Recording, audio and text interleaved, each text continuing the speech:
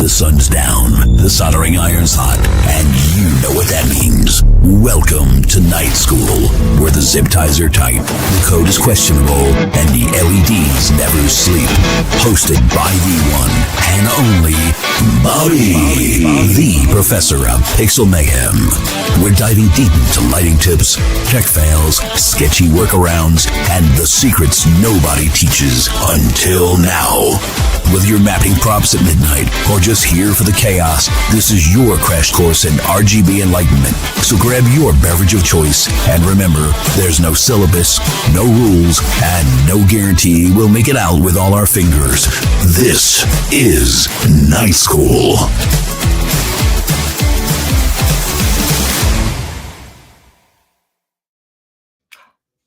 Boy, that intro gets me pumped. Bobby's not here. I'm not Bobby. Hey, I'm Brian.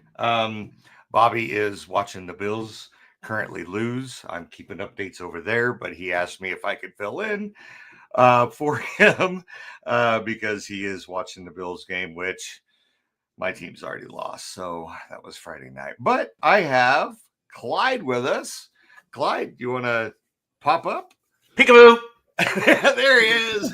We were working on how to turn our screens off earlier. We're always learning. I don't know what I'm doing. But that's why I'm here, because it's night school, right? What are we supposed to? We're supposed to do something tonight. We're supposed to learn something. Yeah. You know, going back real quick on my voicemail on my phone for years, I had on there, hey, this is Brian. I don't know what I'm doing, where am I going, or when I'll be back. So leave me a message. And I'll get back to you. I had that for years because I didn't know if I was going to be out in the missile field or that was when I was in the military. So, God, it'd been 10 years ago. Yeah. Anyway, so yeah, we got Night School going, and Clyde is going to go over models. Models? Was it models? What is? I think what we were going to jump into was mapping. Mapping. Mapping. That's what it was. Oh, I said models earlier, didn't I, when we were talking? And Michael Stoffergen had already done that. Yeah. So you are doing the mapping. So without further ado, I will. And if you guys have any questions, comments, concerns, bitches, gripes, complaints, put them in the chat box and I'll bring them up to Clyde and then he can answer your questions. Just questions. So, and I don't know, Brian. You've learned a thing or two about mapping too, and it's always great to hear the answers from folks whenever they're trying to figure things out on their own. But just always hearing one voice say the one thing that makes sense to that person who's saying it. Mm-hmm. Sometimes hearing it from a different person adds a different perspective, so you can never discount that. Oh, yeah, definitely. And I wouldn't say I was a professional mapper by no means. Brian, you've been a professional mapper since 2019. I just did what looked good. And I have the receipts to prove it. So. Yeah, right. 28? No, yeah, I guess it was. Was it 2018 or 2019? Well, it was darn near 2019, whenever I remember. Oh, it was. It was. It was right at the end. Yep. Yeah, because whenever I was doing the videos and you'd throw it, I remember you taking a picture of your living room television and you sitting down with a beverage, and there was a picture of my video on the TV, and you're like, "Oh, it's time for my favorite channel." Yeah, and so yeah, so you and we've been kicking it around for a little while now. Oh yeah, definitely. I love you like a brother, man. Thank you, man. Love you too, man. I love hanging out with you. You are very awesome. You, Robert, just so many people. I'd hate to start naming them all off. Oh, I know. Yeah, I'd forget somebody, and then I'd get a message. That's what's terrific about the hobby is that it just. I number one, we have a source of commonality, and whenever you find commonality with people, it's easy to share things and get along with them real easy. So, and that's what's great about the hobby. I mean, but that's also what's challenging about the hobby is because there's so many issues whenever it comes to diving into it, and without going into the history of xLights and RGB sequencing and the whole plethora of history as surrounding and how it's grown and changed over the years. There are some very simple, basic steps that you guys can take whenever you're getting started. So I'm gonna try to put myself into the position. I used to be really good at this. After being 10 years now, Brian. I used to be able to just um, take everything and pretend that I was a brand new person. And um, one of the things that I've learned over the years is that it's impossible to catch every little single thing that is necessary in the process of building the steps to do anything. If you do include every single step, it takes you forever to get through the content. So there are going to be probably a few things that I will talk about briefly, but not go deep dive into, because I don't want to lose a lot of people. But at the same time, I need to give you enough to drag you along to so that you can keep up with things and have a good idea of what the flow is for all of this. Brian, I'm sure you'd agree that that mapping isn't hard, but it's not easy. Is that a fair assumption, you think? That is the fairest of assumptions. Yeah, definitely. So now Brian and I, honest to God, we didn't talk until like up at the 5 minutes before we started the video thing, right?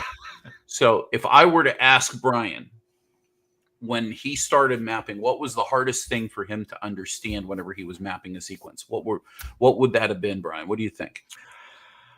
Because I ran a lot of trees. I've always had a lot of trees. And what I was putting on different trees so they didn't all do the same thing. So I had MegaTree 1, MegaTree 2, and then I had 5 of my mini trees, and then 4 pixel poles or candy canes, or what was the other mini trees that I was running. So it's how you take, because any effect will work on any prop. It's where you want to put it, where you want to fill it in at, so it still looks, it's still part of the show, but it's not doing the same thing as all 8 of your mini trees. So basically, one of the things, what you just mentioned, is the biggest challenge with mapping is how do I have everything breathe its own life into its part of the whole show. And the easy answer is map different stuff to different things. But most people, when they look, for example, at the screen here, they see mini trees, they see stars on the mini trees, they see candy canes and arches, they see some lights around the yard, an outline of some sort. They see snowflakes and spinners and a wreath and a matrix, and you see all of these individual props, and you want them all to be part of one show. And the hard part that we have ingrained in our head is that, well, this isn't my house. How am I mapping from what you're doing to what I have, which is completely different than what you have on your screen? And so now you're taking a multi-leveled analysis into it, where you, Brian, just said earlier, I don't want them all to look the same. Well, how do you do that? Well, you have to come to the realization that xLights treats every model or every group as an individual set of groups is one prop, or it treats it as individual props. And through the magic of render styles and the way that we kind of set up the effects, and we layer blend and all of the fancy buzzwords that you'll hear us talk about it whenever what you feel like is a little bit more advanced. With those, and now people are messaging me on Facebook. I shut that off. Okay. So anyway, one of the things that you need to take into consideration is that you build or set up your layout in a manner that fits the layout that you're pulling from. So I don't carry anybody else's sequences but Pixel Pro displays. I've been sequencing with PPD for the past 7.5, 8 years. 8.5 years, I guess now it's going on. And we've developed our own style. And it's not, we weren't the first, and we're certainly not the last, but a lot of people have come along with the same kind of mantra after they saw how it flowed.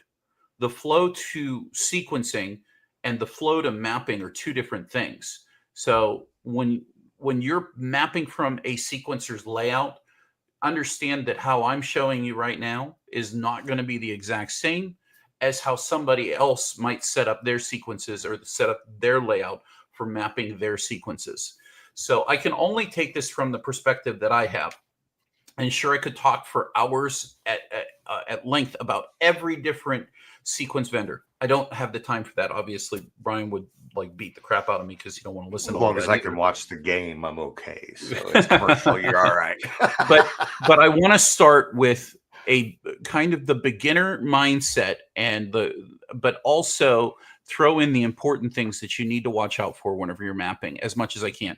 So if there are people and you throw a question in chat, by all means, Brian's going to let me know. And I'm going to kind of get started with this kind of a basic, simple home, easy layout. I don't want to call it complex. I want to call it a basic layout. This is the basics that most people would want to aspire to at the beginning. The only thing that's missing on here, and that's on purpose, is a high definition prop. Like we do a PPD wreath. There are other high definition props by Gilbert and EFL, and the Showstopper spinner and stuff like that. I think that getting the basics past you is more important than it is to worry about the heavy duty stuff or the high density pixel stuff. Because if you set things up from the beginning, and I hate the word correctly because you could do things correctly and still fail.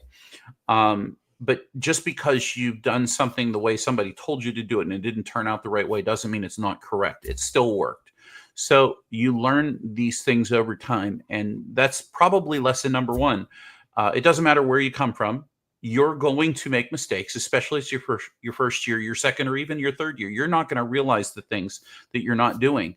And that's okay, because guess what? If you don't know that you screwed up and it still looks good, the people in the audience don't know that you screwed up, because you're not going to sit there and point it out to them, are you? Because you don't know that you screwed up. Over the years, we learned, oh, this works this way. Now I've got to change what I'm doing. And the next year you learn something different. Is that not true, Brian? Have you? Oh, that's 100% true. Yeah. Yep. So as we go through this tonight, I want you to remember that this is preparing yourself for where you're going to be in 3 to 5 years in the hobby. And you're going to make mistakes, and you're going to fail at some things, and you're going to be like, why isn't this working? And why?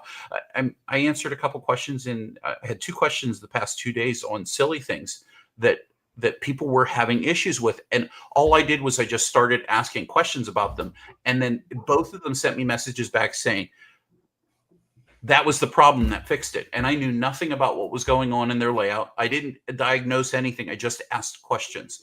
And you're not going to know the questions to ask until after you learn the lesson. So let's get started with the very basics of mapping. And if you have a simple basic, I would almost call this an original layout. What I consider to be an original layout would be something that has the basics like you see here: arches, mini trees.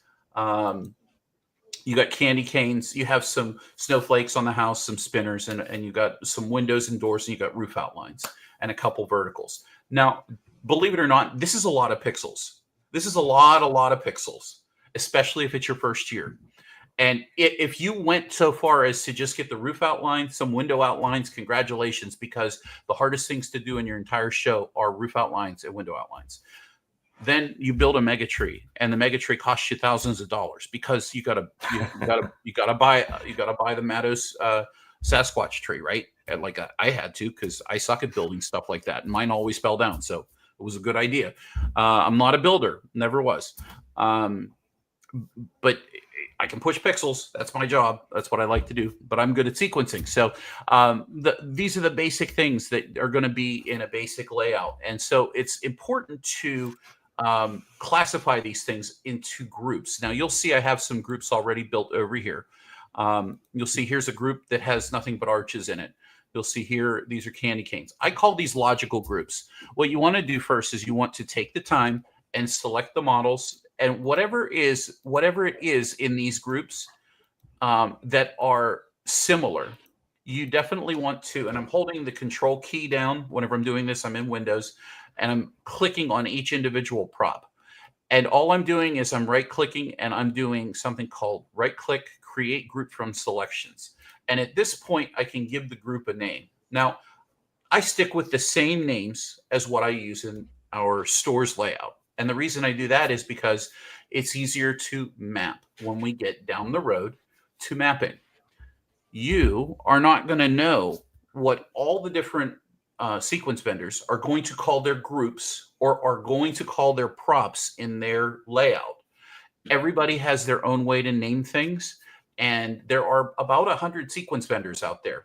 I promise you, none of us are going to go sit in the same room together and 100% on agree on exactly what to call them.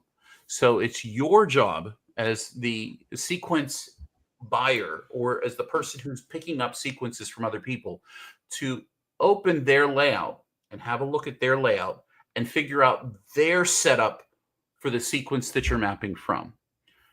Everybody's sequences are different.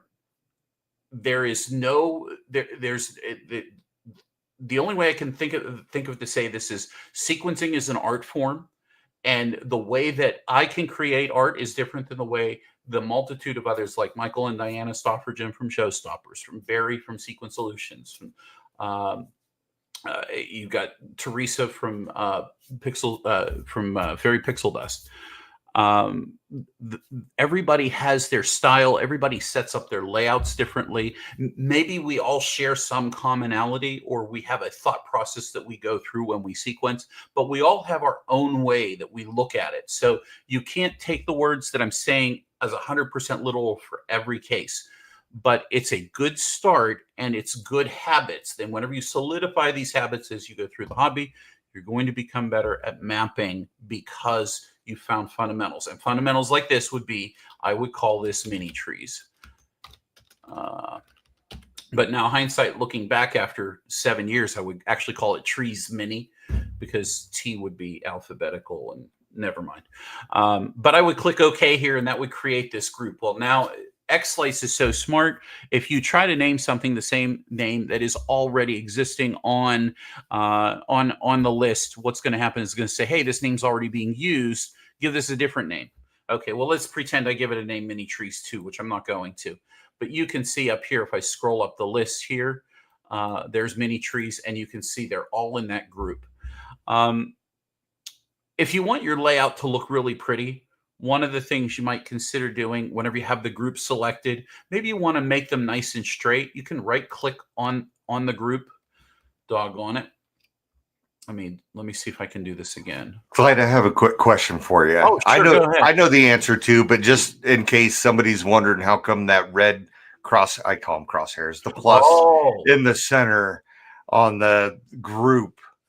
So if you want to talk about that real quick, that's just in case somebody's wondering it. That's a great point. Let me, while you have all of these models selected, maybe if you wanted to organize these, I've done a video on this, but you could right click and you could hit the align, and you could do this align at the bottom. And now it makes it nice and even across all of them there. It makes them all look nice and even. And then you can distribute if you want to make them out, distribute them horizontally. And now they're perfectly spaced apart. And you can obviously click until you get to the stars there. And you can do the exact same thing with the stars. You can right click. And whenever you're aligning to the bottom, align to the bottom, it aligns to the one that's highlighted.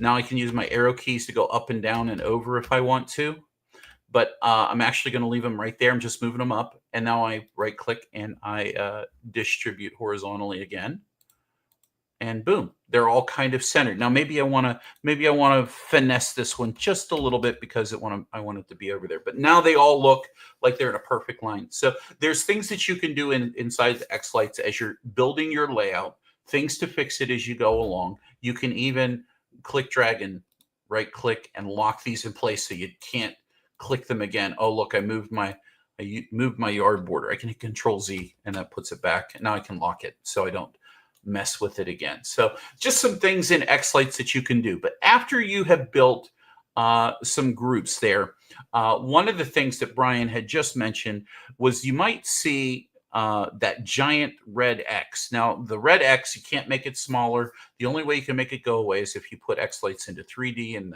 it goes away. Now, obviously, this is not a 3D layout, so we're not trying to do 3D, but the red X that you see there tells xLights this is where the center of my group is. So as we build groups, it's important to come up with the center of where you'd like your house to be or your effects to be pinned to. And if you give me just a couple of seconds here, let me see if I can find, that's not it. This is it. Here we go. This is this is a Halloween layout for our original layout. Nothing fancy, but if we click on the all display here, notice where the center of the all display is. That's the center for where all of those groups are set up. We'll get more into groups here in a second. But here's the all house. Those probably should be a little bit more centered over to the center of the house. Maybe it could be over here, but I have it centered on the center of the house. Here's the all house decorations. I have that centered right about in the center of that set of props in that group. Here's the all roof. I did the exact same thing. Let's see. Here's the all yard. It's centered on the center of the yard stuff.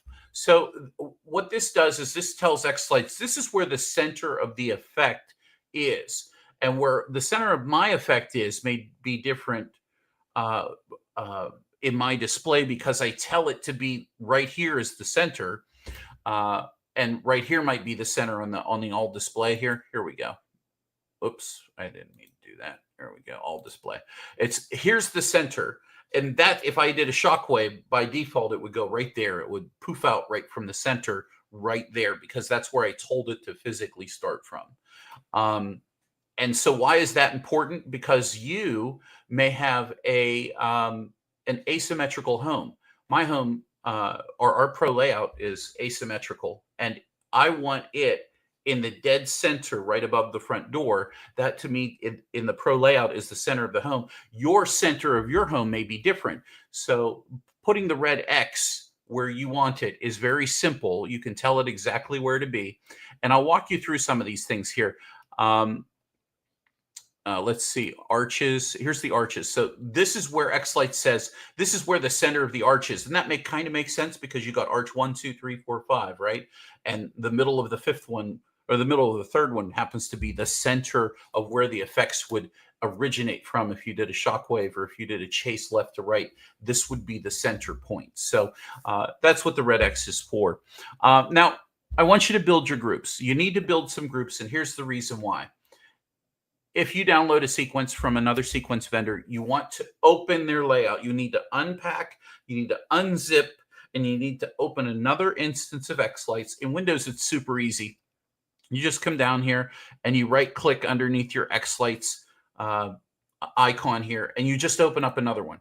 It takes a minute or two. It's opening up on my other screen over here. But the point is that when you open it, you can temporarily change directories and unpack the sequence that you downloaded from whoever you purchased from, or somebody shared it with you. And when you unpack it, you can dial into that specific directory that you unpacked, and you can get in and change temporarily to that set of unpackaged layout and look at the physical layout that people have sent you or that you purchased, and you can see exactly how they've set things up. So what's important to know is, and this is one of the reasons why I have multiple monitors, is because I can take this version of xLights and put it over on the screen right over here. I can hide it right over here. And then I can look at, as I go down through, what kind of groups does this model or does this layout have? Now, I know I'm using Halloween, and this is more of a Christmas-focused layout. I know that. Just, I want to keep it simple for now. In fact, I'll change temper. Let me get on the original layout instead of the Halloween real quick. There we go. I'll take a second. Making noises. Anyway, so what is it that we need to do? We need to go down through the layout and see kind of the things that we have in here. We know that we have some large groups. We have some all groups, and we put the word all in front of something, and that designates it, makes it easy to kind of find in the list of the display elements, which we'll get into in a little while, about what these larger groups, we call these larger groups because there's more props in those larger groups. And okay, we'll switch over to the other one. Here's the non-Halloween version. I know Halloween's around the corner, but we're going to do Christmas. And as you can see, between this layout here looks very similar to this layout here, and I want you to keep that in mind, because across platforms we try to keep everything the same. We had things called all display. We had excuse me, that was my email.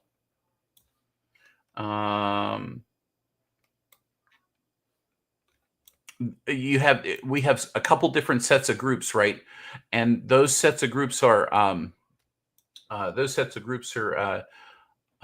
right here. Like here, you got all display, all house decorations, and we did that in both of these.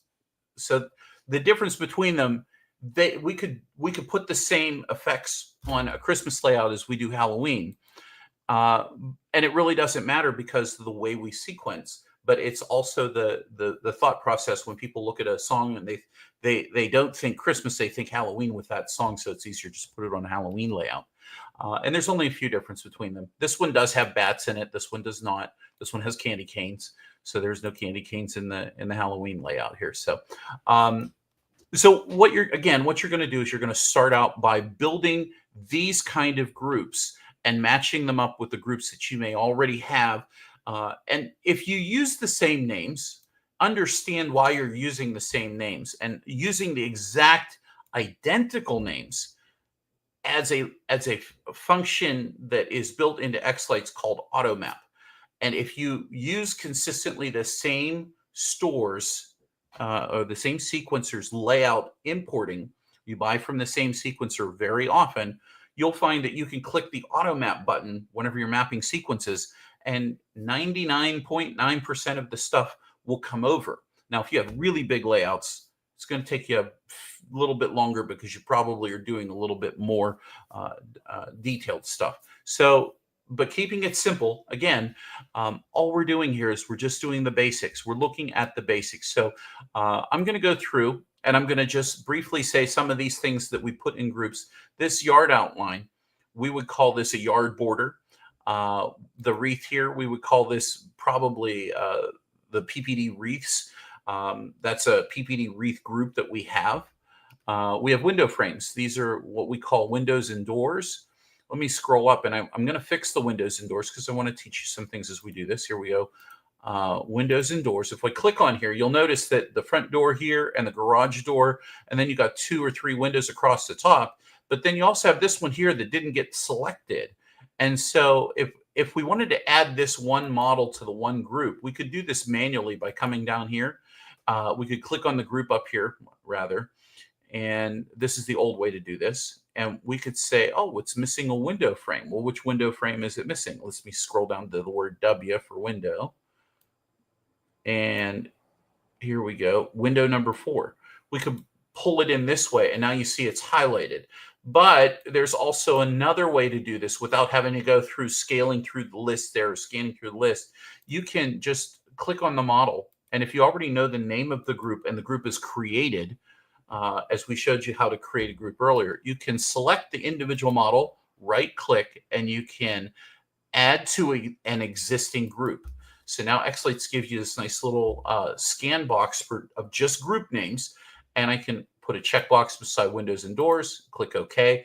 And now xLights says, here is my windows and doors. Now, if I want to center my windows, the effects for my window group, maybe this here, see, to me, my house is kind of offset, but here's the center, or the house rather is offset. Maybe this here would be the center to me. Set this center offset here. Now we can move it. So if you don't like where it's centered the effects, or put that big red X, you can put that big red X there. You can also use the center offset X and Y. You can click and hold these buttons. Lower on the X, it moves it more to the left, and higher on the X or pushing the up moves it more to the right. So, and just over time, the developers added this nice little right click and set center to a certain point. You can do that very easily now. So we built some groups. We built logical groups. It's logical to put your windows and doors into a window and door group. It's logical to put your wreath into a wreath rings group. This group, though, is a little different than our normal groups. Whereas the candy canes, let's go through them. Candy canes, those go in a candy cane group. That's kind of logical. You have column matrices. We put those into a column matrices group. We have a door. We call this in PPD land. We have something called a PPD door star wreath. Let me quickly get over there. This is part of knowing. I'm switching it over on another screen. This is part of knowing what's in somebody's layout. You don't know that this exactly exists just yet, but it exists in another layout, and you can add as many groups as you want to your layout. So this is our door restart in our pro layout. It's only in the pro. It's not in the original. But if we look at it, we click on it, we can see, oh, and we're in this store layout. If you come down here to in model groups and hover over it, see that nice little flash list, that little tooltip that drops down. These are the groups that are in. It's in the door wreath group. It's in the door restars group. And there's two reasons that there are two different groups. One is because if we click on the physical model of these stars, we see this little caret over here, and the caret tells us that there's something more to this model. And if we open it up, we can see what's called submodels. So these submodels are now available for us to put into a group. And so let's go back to the pro layout, and I want to show you these two groups. One is called door restars. And if we go look at this group right here, you're going to notice that whenever you build some groups, these are submodels that are used in this group. It's not the wreath itself. It's just the submodels that are there. Now, if I scroll up a little bit, there we go. You see door wreath. Now we see the model name door wreath, door star wreath. Now it's a tongue twister because I don't know why, but that's how we set it up. Again, this is 7 or 8 years ago. And so this is the name of the prop. It's an actual physical model. You can tell this because of its black text color versus the orange color, which that's orange there. That orange designates it as a submodel. So if we go back down to the door restars, you can see the submodels. And these are what the names of the submodels are. So if we swap back over to here, and we climb back up our list here, and we look for our door wreath stars, we can see, hey, these are groups that have submodels in them. We set them up the same as this one is set up, door restars submodels, the submodels, which means in this instance, I've got two of them. And so they're there flanking both that big window there. And these are the submodels from both models into one group. And this is how you set up all of your groups. You have to know how the mapping sequence where you're taking from, how they built this. Okay, so this is probably the most complex model in the entire layout because it has those submodels. One of the things that you'll see here is we have snowflakes. We have spinners and we have snowflakes. If we go into the snowflakes, you're going to notice that these snowflakes probably have a lot of submodels built into them, but there's no submodel groups built. So this here happens to be the Seriflake. This here is a Seriflake. Let's see. Can we click on those individually? There we go. Yeah, there's a couple different ones. We can take the time and create. I'm only going to do one because you can build groups on your own. But just know that if you take the time to open up your submodel dialog with a little caret there, you can find these extra submodels inside your models when you download them from the different vendors. And I can take these submodels and I can begin collecting different things. Now, if I go over here, let's go to the snowflakes. I'm going to show you this. if I go to the snowflakes, if I knew my alphabet here and I'd scroll to the right place, here we go. We have the snowflake arms, snowflake rings, snowflake tips, and snowflakes large group. And I don't see the snowflakes group. That's kind of weird. It's got to be there somewhere. Oh well. But in any event, we also would have another. I wonder if it's over here. Hold on a second. All models, snowflakes. This needs. That's my default. There we go. Just answered that question for somebody today. So let's go here. Okay, so here we go. You got your snowflake arms. That's one set of groups. So there's the arms on the snowflake. That's a group. Here's a snowflake rings. And the rings in the center, but I also threw these little whoop-de-doos here in because I think they're fun. And then we got snowflake tips, the little tippy tips on the edge of the snowflakes. So if you have similar snowflakes or you want to create your own submodels, that's another discussion for another day. We can create groups for these submodels. So for example, the tips, we can select the tips here from this one. If we scroll down, and I'm holding the control key and I click on the tips there. Tips number 2, scroll down here, tips, that one. Let's keep going. Tips, another one for tips, another one for tips, and another one for tips. So there are all the snowflakes that are in the whole show. And I can now right click with all those selected and I can create a group from selections. Now, what do I name it? I name it exactly as I have it on the person or the layout that I'm mapping from. If you're doing this long-term with one vendor, it's smart to do this. It's smart to put them all using the same name. And so what I'm going to use is snowflakes tips. Now, before I hit OK, I'm going to bring this back up and make sure I spelled it and use the proper capitalizations the way that originally were found in the original sequencing. SNOW-FLAKE-TIPS. SNOW-FLAKE-TIPS. So we're good. I'm going to click OK. And now it's created a snowflake tips group. So if I click on it, boom, there you can see the snowflake tips. Now the spinner has a couple different groups. The spinner has a spinner group. So if we have multiple spinners, the spinners would all light up. We only have one in this layout. The spinner ring, that happens to be just the ring around the outside of the spinner. Spinner big arms. So there's the big arms going through it. It's kind of hard to see it with the red plus sign over it. And then here you have something called spinner alert. Kind of looks like a radiation symbol. It's really hard to see it, but it's a little bit more recognizable if we come over here and we click on the spinner rings. Those are the rings around the outside. Here are the spinner big arms. I have big spinners, so these are the spinner big arms. If I had small spinners, here's spinner small arms because we little spinners there. And now there's another one, spinner alert. You can kind of see how that looks kind of like a radiation symbol or something like that. It was just a way to reinvigorate the prop a few years ago, and I've had a lot of fun sequencing with it. So there's other things that you need to understand too about creating groups. And what I'm about to talk about is groups within side groups. And this is a bit of a taboo topic to many people in the xLights group who will tell you, don't do what I'm telling you that you can absolutely do. I've done 2 videos on this. One is why you should do it, and another is why it might not be a good idea to do it.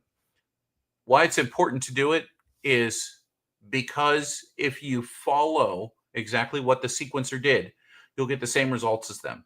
If you don't follow it and you listen to people that tell you otherwise, then you're not going to get the results, and it's not going to look like what everybody is expecting it to look like, because there's fundamentally some truths about putting groups inside groups.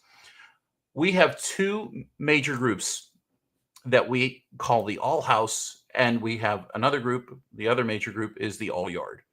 These 2 groups separate the house and the yard into 2 pieces. If it touches the yard, and this is a PPD philosophy. It has nothing to do with any other vendor. It's how we've done it from day one. I said when I created this, whenever I created the groups for this, I said, if it touches the yard, it's going in the all yard group. If it touches the house, it goes in the all house group. And so we're taking physically all of the individual groups. So of the individual groups that are touching the yard, the group highlighted in blue, these are blue text, not black text. Black text is the actual model itself. So that's arch number 1. We don't need to grab the individual models. We want to grab the groups. Now, I'm going to share a secret. I don't like to sequence on the all yard and the all house groups a lot. I do use it, and I like to use it for big moments or some interesting parts of the song. That's typically whenever I like to do whole house effects, is whenever it's real exciting. But generally, my thought process is the magic happens on each individual prop, just like Brian was saying when we got started. So if you consider that you're mapping from somebody's layout and they don't use a whole lot of whole house effects, what I'm showing you here, everything's going to be fine. You don't have to worry about it, because I don't do stupid stuff whenever I sequence. I'm not saying other people are stupid. I'm just saying when I sequence intelligently for the end user so they don't have to think about it. So if you put groups like I have done here in the all yard group, such as arches, mini trees, candy canes, yard borders, and the stars on trees group, anything that touches the yard, then that goes into the all yard group. And yes, I do put effects on there and I sequence on it. I do the exact same thing for the house. The house is a touch different. I've come up with something that we call the all house decorations group. If you have decorations that you hang on your house and they are not roof outlines and they are not column matrices, and they are not house verticals. Those are the 3 things. If they're a decoration, a spinner, a snowflake, a wreath, a window frame, if they're a window frame, we don't count the window. We only count a decoration as an item that is attached to the house minus the columns. We call this the all house decorations group. So if you build your all house group, keep in mind that this is one group you have to make for us. Maybe other sequencers think about things differently, but this was a simple way for us to put our spinners and our snowflakes and anything else we had kind of touch in the house into one group. And then to keep it nice and easy whenever it came to sequencing, without having multiple extra groups, like the spinners and the snowflakes, we try to keep it simple. So in the all house group, this is how we break it down. We have the all roof group. We have the all house decorations group. We have the windows and doors, the column matrices, and the house verticals. So there's literally not a whole ton of things that are built into the all house. Now we're going to get crazy, because when we click on the all display, everything's going to light up. And that is because we just took a bunch of groups, threw them into one group. We took another bunch of groups and threw them into another group, the all house and the all yard. Now we're taking the all yard and the all house group, throwing it into one group and calling it the all display. So 99% of the people in the xLights group are going to tell you it's bad to do this. It's not bad to do this. Okay. It's logical to do this. It makes sense. The thing is that many people don't know how to sequence. Okay. And I'm not dissing anybody. I'm not making fun of anybody. I know how to sequence, and I know how to make effects work with this setup. And there are people who don't understand the setup, so therefore they say it doesn't work. It does work. 100%, it does work. Okay? Don't worry about this, because in the end, actually using the all house, the all display, and the all yard group, I try not to use them very much. So if you just make sure that your all house, all yard, and all display groups are groups inside groups, you're good to go. You don't want individual models in here unless you have an advanced layout. That's the only time. You're new. I'm not trying to get into the crazy stuff. So when we consider that we're looking at this simple setup, we've now created some groups. You're going to see, you have one blazing question that's coming out in your mind, and that would be, well, you're clicking on the all display. Why isn't the matrix and the MegaTree and the star in your all display group. And the simple answer for that is I've had from day one, I've said I'm always going to sequence the MegaTree, I'm always going to sequence the Matrix, and I'm always going to sequence the MegaTree Star as if they were their own props standing alone. This hobby is an expensive hobby, and if you get started in the hobby, we knew that the expensive thing to build was a Matrix because you needed a controller dedicated to it. We knew that a MegaTree was expensive, and the MegaTree Star, putting all that together, that's thousands of dollars. And when you're putting a show together and that's your budget, $2,000 on a MegaTree, I mean, your wife might look at you and say, you want to build what? A pixel tree? What the hell is that? You know, or your husband says that to you and you're like, I'm not spending $2,000 on that MegaTree. What's that? That's waste of money. So here's the thing. And this happened to me. I just got an email and helped somebody over the email Friday night. They started having issues, and all he did, he bought a controller and he bought a kit to build a MegaTree, and that's it. And he sent me a message. He says, do you sell your sequences with just the MegaTree only? And I said, we have certain ones that we do, and we have certain ones, and most of the sequences we do have sequencing the whole way through them. So it comes with the tree and the Matrix. The guy doesn't have the money to put on a giant show. The guy is starting out from nothing, and he just wants to. But now, what did he do? He went and bought a sequence with the whole house effects and everything. But now he has a MegaTree, and next year, whenever he adds on, he can import the sequence again. Even though the MegaTree is the only thing he had the first year, he bought a sequence that he can again map the next year and again map the next year. So whenever I sequence a MegaTree, we're sequencing the whole thing, start to finish. Maybe there might be a blank time whenever it's quiet, so it doesn't light up. But for the most part, it's always fully sequenced. The star goes with it. And then we do the same thing. We have the same idea with the Matrix. And the tree and the Matrix generally are not sequenced the same. That's just the way it is. I don't believe in copying and pasting effects from one to the other. I just don't. So it takes me a long time to sequence individual MegaTrees and MegaTree Star and the Matrix. It's a process. That's what we do. And I love it. I enjoy sequencing. So understanding some of the fundamentals behind setting up groups, understanding the fundamentals behind the logic of different sequencers. Now, different sequencers may have more groups. They may have less groups. They may have more props. They may have more submodel stuff. They may have a lot more going on. But in the end, the goal is that if you don't have this, and maybe you have only this, maybe this is closer to what you have right here. Maybe this is what you have. Build the groups so that you can import the sequences easier. And that's what we're going to do next. So the next thing I want to talk about is preparing your sequence for success. So I'm going to show you in this original layout here real quick. Let me get back over here. I'm going to show you, I'm going to open or create a new sequence. I'm just going to do an animation, click done. And from here, I want to show you the importance of something called display elements. That's this little yellow icon. So in concert with this display elements screen, and let me move this out of the way because you really don't need it at the moment. This layout screen right here, these groups are all going to eventually end up in your display elements under something called master view. xLights is going to give you the same master view every time you start a new sequence, every single time. It's going to have a master view, but it may not be set up the same way all the time.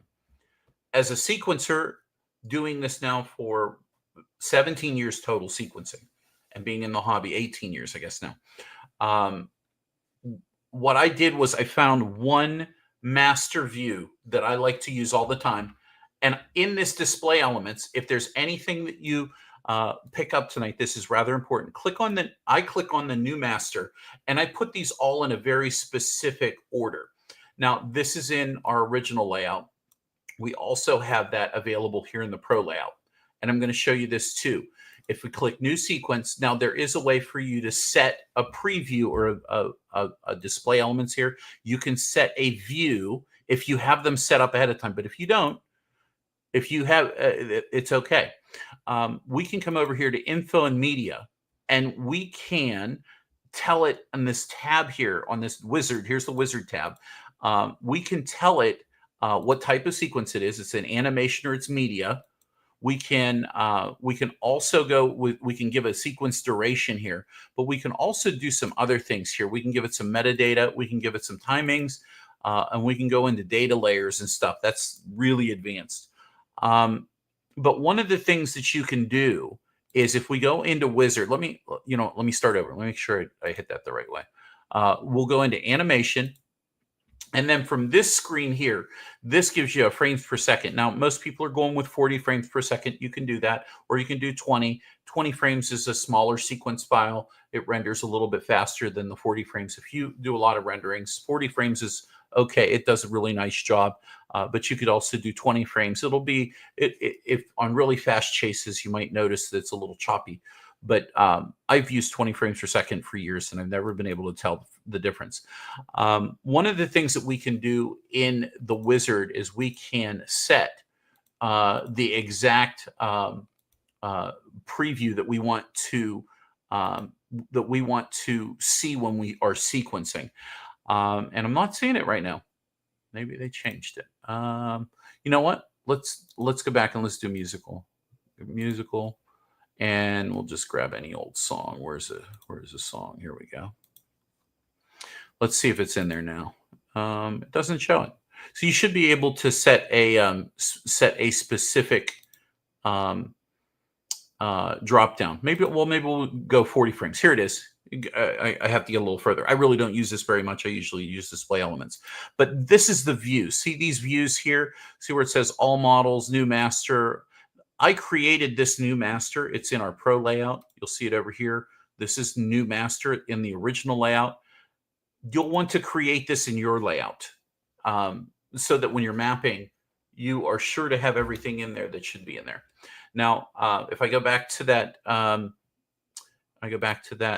stretch there, it is that it? No, it's the other one. Sorry.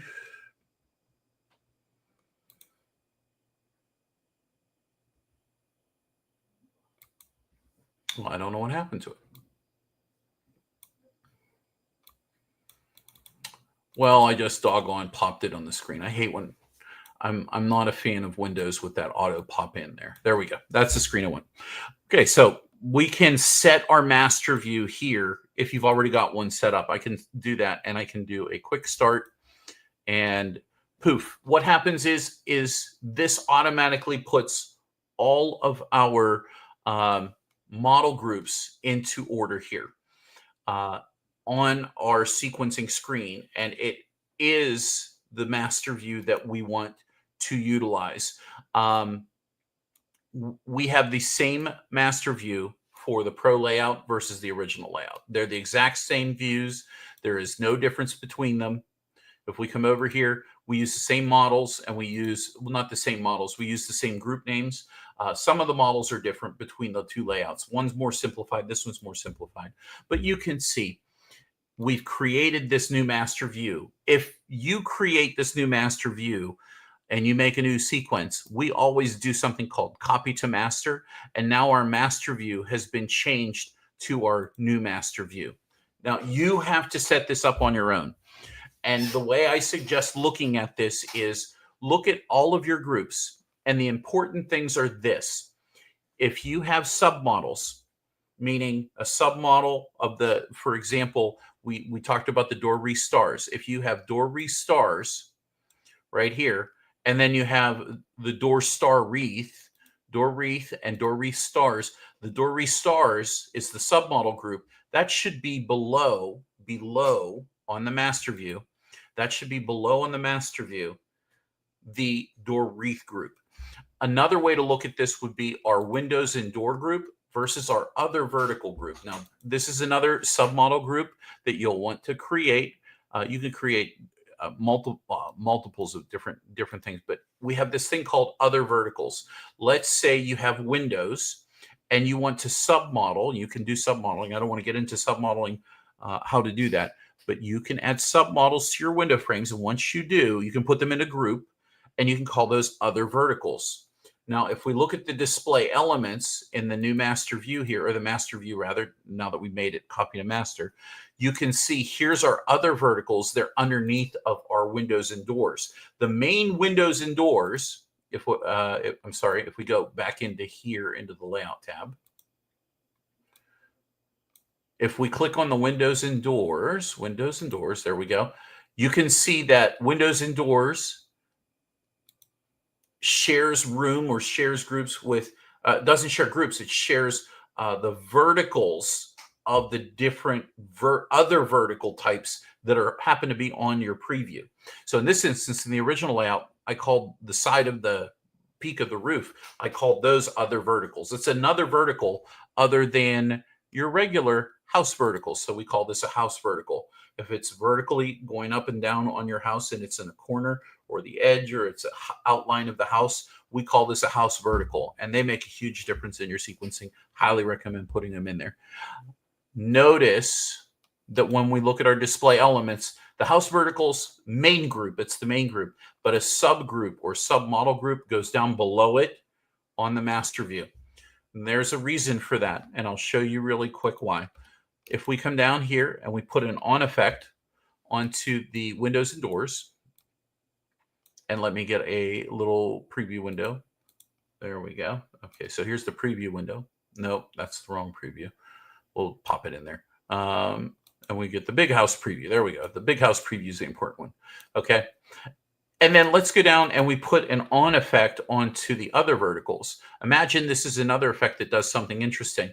Notice what happens whenever you put one effect on here and you put another effect down below. This is what layer blending is all about. So this is why, as you get through the hobby, why it's important to take time with setting up this master view.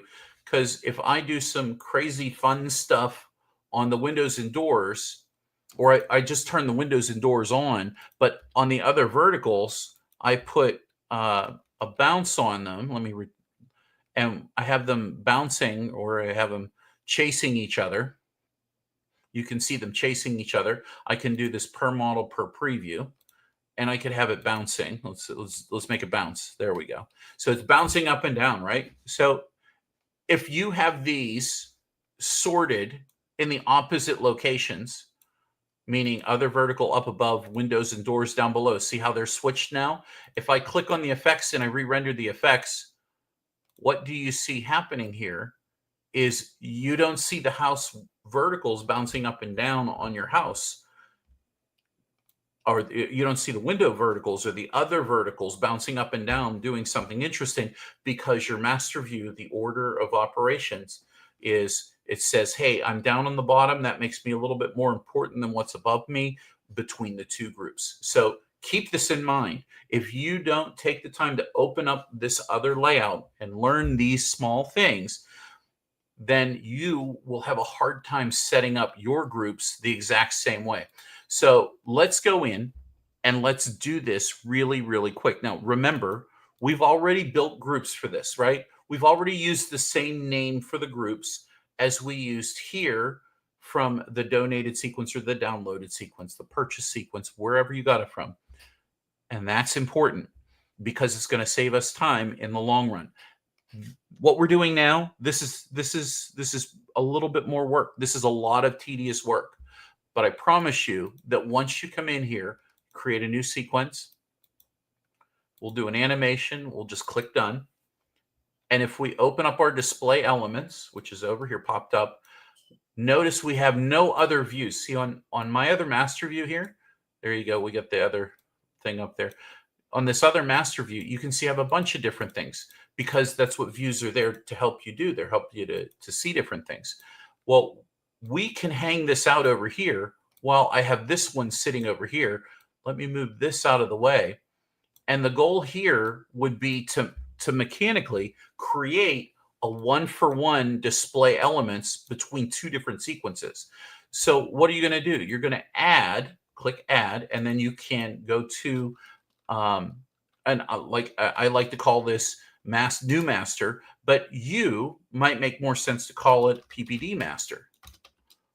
because you're mapping a PPD sequence. If you've taken the time to build the groups the way we have, then it puts this in order for your PPD sequences.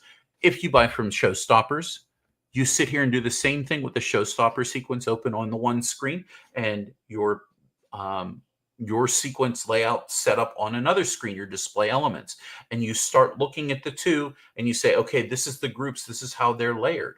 So I'm going to call this PPD master. Maybe you're getting one from Showstopper. Maybe you're getting one from Fairy Pixel Dust. Maybe you're getting one from Barry over at Sequence Solutions. Like all, any of them are going to possibly do them differently. So here's the PPD master. And here is the master view from the sequence that we're downloading. And we're just going to take our time and grab all the groups. I'm just going to bring them over here. Right here's a couple groups, and I'm going to start putting them in order. Here's an all display, all house, all yard. All display, all house. I'm going to click and drag and move the all yard up there. Next, we have all house decorations. Oh, well, that happened to fall right in the same place. Here's an all stars group. I'll move the all stars group up there. Next, we have arches. Okay, the arches. Poof, they were there. So next is candy canes. So we'll go grab candy canes. We'll pull them over here. You're going to hate me in a little bit. But again, notice, this is a reminder. I named the exact same models that are in this layout over here, the same models, the same groups. Everything has the exact same name. I'm going to show you a secret here in a little bit, because sometimes you're not going to do exactly the same thing. You're not going to want to create more groups because adding more groups makes it a little more complicated. So here we have candy canes. Next, we have stars on trees. So let me go find the stars on trees. Those are all the way down here. Stars on trees. Pull that over. Next, we got mini trees. Mini trees. I forgot my alphabet again. House verticals. Let's do house verticals. House verticals. And here is the other verticals. Other verticals. Letter O. There we go. Next is windows and door. That's way at the bottom. Windows and door. Next is all roof. Okay, the all roof came over here. I'll move it down here. There's a reason why I put the roof there. Because I treat the roof like it has submodel groups, and you'll see that with the pro layout. But this is the simple layout. I want to show you this just to get your feet wet. So here's the all roof. Next is the roof upper. So we come over here. Do I have a roof upper? Did I create a roof upper group? I did. So there's a roof upper. We'll pull that over. We have icicles here. Let's grab the icicles and bring them over. And then we have snowflakes. And the snowflakes, and we kind of talked about this, the submodel groups. Let's get into the next thing, which is a little bit more, this is going to be a little bit more complex. This was the original layout, right? We had this is the original layout. Let's go add some of the advanced stuff. And that's in here in the pro layout. And I usually just set up every layout that we have to the pro layout. And so here again, new master, and the same list. If we go down through the list, you can see all display, all house, all yard, all house decorations, all stars. All of that is exactly the same. It's all exactly the same. Arches, candy cane, spiral trees. Oh, hey, do we have spiral trees in our show? Well, this is my first year or my second year, and I still don't have spiral trees. Oh, well, don't put them in there. You don't need to worry about them. Floodlights. Do I have floodlights? No, I don't have any floodlights in my show, so I don't need to worry about that one. Stars on trees, then the mini trees. Then I have pixel poles, stars, and pixel poles. Now I want you to see this for a second. The mini trees and the mini tree stars are there. I put the pixel poles and then the pixel pole stars. The stars are on top of the poles. The stars are on top of the mini trees. So if you notice, this really doesn't matter. Well, it doesn't really hugely matter, but I put the pixel pole stars above the pixel poles in the list, and I put the mini tree stars above the mini trees. Now, it's not going to affect any renderings. That doesn't matter, but it just makes it kind of neat and simplistic for me to find quickly when I'm sequencing. So if that helps you whenever you're sequencing, there you go. Nice little tip. Here we have the column matrices. Well, we happen to have column matrices, and that goes below the pixel poles. but we don't have pixel pulse. So it's going to go underneath the mini trees. So I'll put them underneath the mini trees. But it's above the house verticals, so that's correct. Then we have windows and doors and other verticals. That's consistent across the other ones. And then we have the all roof. We have a roof lower. Hey, wait, there's no roof lower over here, is there? Did we do a roof lower? Oh, we did. So let's talk about roofs after this. We'll get into the roofs because roof systems are a little crazy whenever it comes to sequencing. And then we have roof lower, roof upper, and we have icicles. And we have something called gutters. Gutters at the bottom. Let's see. Do we have gutters on here? We do have gutters. So we will put gutters over here. Roofs are very complex. In fact, we did an entire webinar on setting up your roof outlines for success whenever sequencing. Probably best to go check out that video on the PPD website or on the PPD YouTube channel. It was a live video. Great content. Now we've got next is a yard border. Let's go grab the yard border right there. And next we've got, what else do we got? We got snowflakes. We can come up here, do snowflakes. Where do we put the snowflakes? Oh, the snowflakes already came over. I'll put those down below. So we have icicles, gutters, yard border, snowflakes. And then we have snowflakes large. Well, snowflakes large, let me show you this group. So the snowflakes large, where does that come from? If we click on snowflakes, you'll notice that all the snowflakes, if you're a snowflake, you go in the snowflake group. But now notice that we have a snowflakes large group. Well, now we have some high definition snowflakes. And maybe I just want to sequence on those for a little bit. Maybe I want those to do something a little bit different. This is how I do it. So if I go back to the sequencing tab, notice my snowflake group, the group of all snowflakes is up above the snowflake large group. So if I put an effect on the snowflakes, just like I did on the house verticals or the other verticals and the windows, where it was bouncing up and down. So this is how I can do an effect on one and still have the effect on the other props, but it only affects the ones that I'm actually putting it on, and it's below it. So that's important. If you do follow along, this is an important understanding that you really want to have whenever it comes to layer blending and setting up your master view. I'm telling you, this might sound like it's simple, but this is probably the number one place where people are going to screw up whenever they are setting up their layouts for mappings. So I'm just bringing over the snowflake groups. We only grabbed the snowflake tips. I didn't make the arms and the rings, but those are there. If I was going to do the next thing, that would be the spinners. So we have the spinners group, and then we have, let's see, spinner big arm, spinner small arm, spinner alert, spinner big arm, spinner alert, and then at the bottom we have the spinner ring.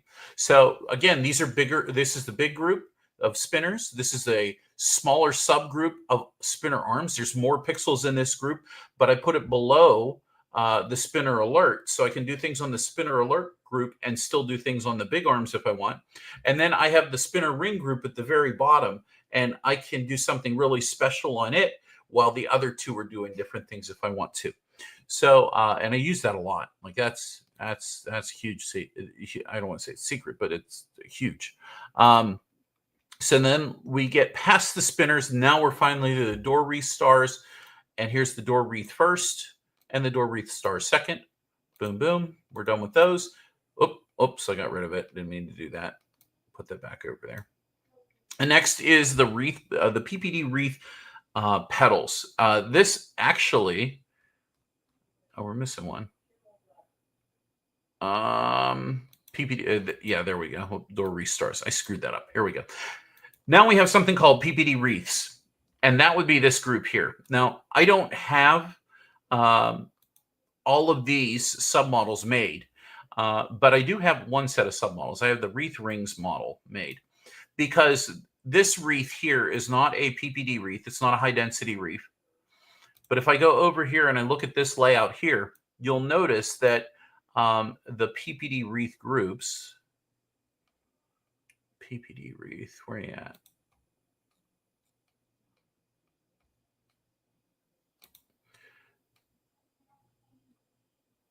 I need to make this a little bigger.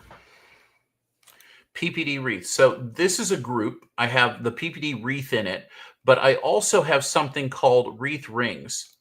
Now, the wreath rings, if you look at the how the groups are built. These are submodels. These are individual rings in the PPD wreath. And if I can manage to click on it, let me see if I can grab it. There we go. And I open this up, you can see what these rings are. It's each individual ring. I'll zoom in. And as I arrow down, you can see it going into the center. That's each individual ring. And I've done the exact same thing. I've built the same submodel in this little thing here. If we go to the submodel groups, the submodels available. Here's the outer, middle, and inner rings. And I put those into a group.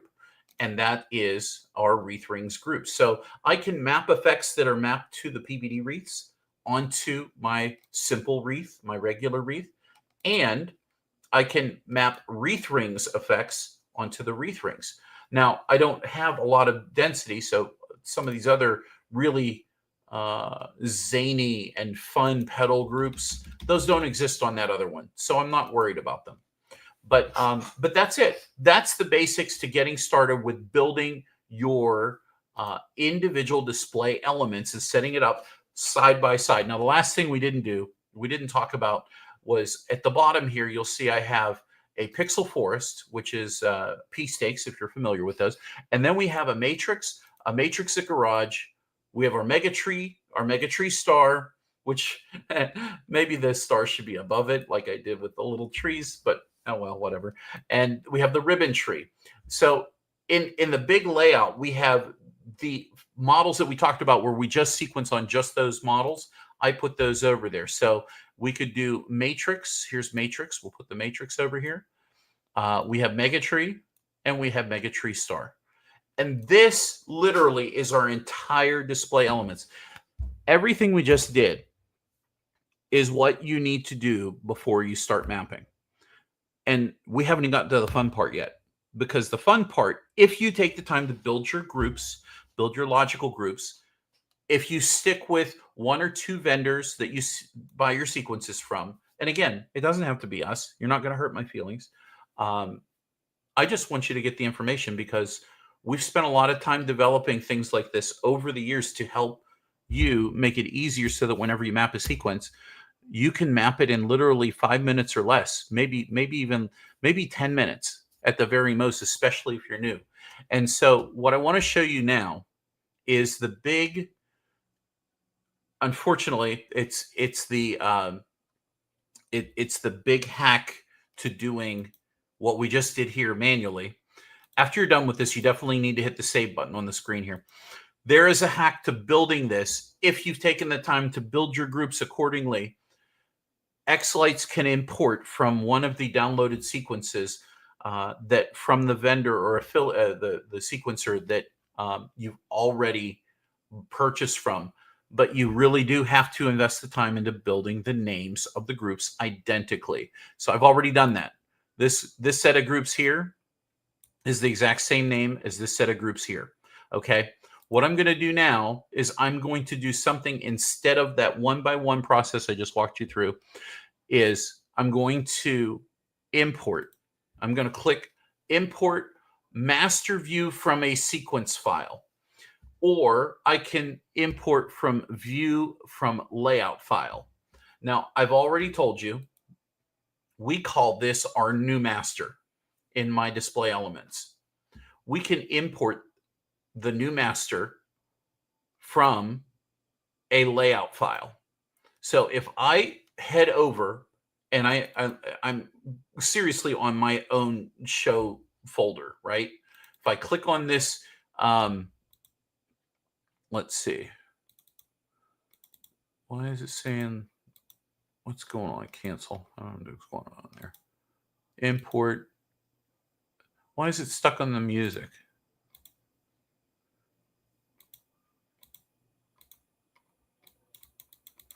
Something seems to be going on here. Well, maybe we'll go from a sequence. I think there might be a bug because I can't show you what I want to show you. And I am in xLights version 25.8. So what I should be able to do is I should be able to switch from one directory to another, and it's not letting me. Windows is physically not letting me. So I don't know if there's an issue with xLights, but I certainly am not going to be able to demonstrate this. So you should be able to click import. Brian, are you there? Yes, sir. Yeah, I got a little bug. I see that.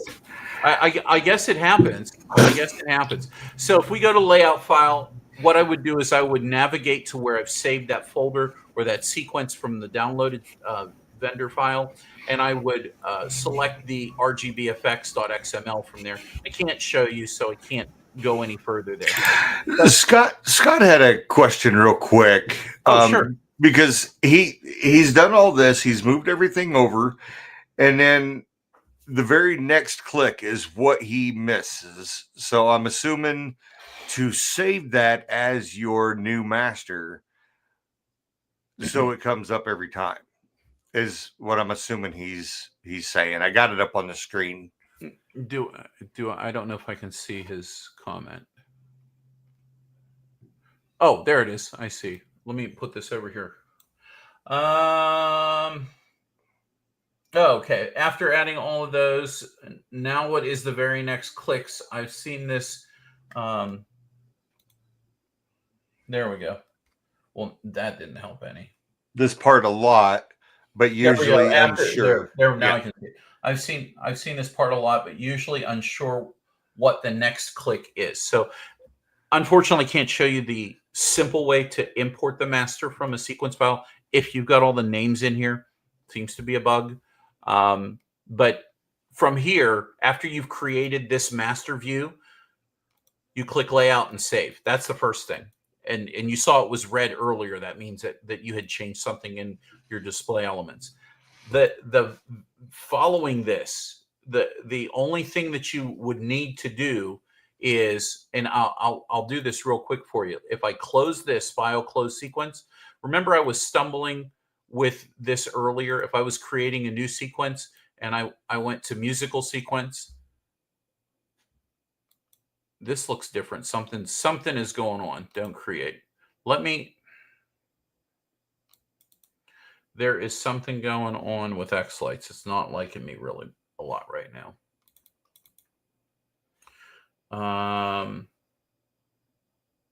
I'm gonna try closing out of xLights here.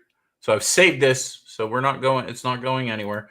Let me close out of this. Discard changes.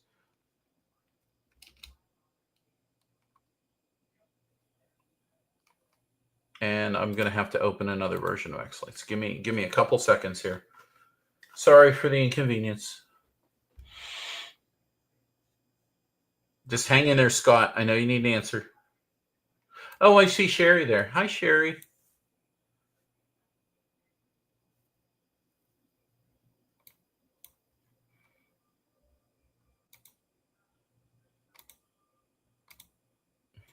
There we go. I dropped your screen share down, so whenever you're ready to put it back up there. I didn't want you to share the monthly sequence or anything by accident. No, I haven't even Not saying that part. Not saying that's ever happened before, but there we go. Okay, so let me go back. Change permanently. Well, this is the pro layout. Let me leave this here. Right click. xLights. Okay. So let me change permanently. Pro layout. Mapping. Select folder. There we go. Okay, so we're back in our layout. That's where we were. And we're going to stop. What you're going to do here, to get the master view to come up when you open the sequence, you're going to create new sequence, musical sequence, and then you're going to find whatever music it is. Here's the Eye of the Tiger. We're not going to play it, though. Got to download it, I guess. I'm going to choose 40 frames per second or 20 frames, whatever you choose. Right here, see where this says select a view? This is where you're going to identify it and say, I want this to be the master. Okay? And then click done. Now, if you are a mapper, meaning that's all you do, you only map sequences, um, and you don't sequence on your own, you may develop or devise a master view of your own. The sky's the limit. You can do whatever you want. Um, but whenever you're mapping from somebody else's sequence, uh, then this may not be helpful. If you sequence a lot on your own, you go to File and Preferences, and you come into the Preferences menu. You can assign, I think, under Other. Is it under Other? No, it's not under Other. Maybe it's under Sequences.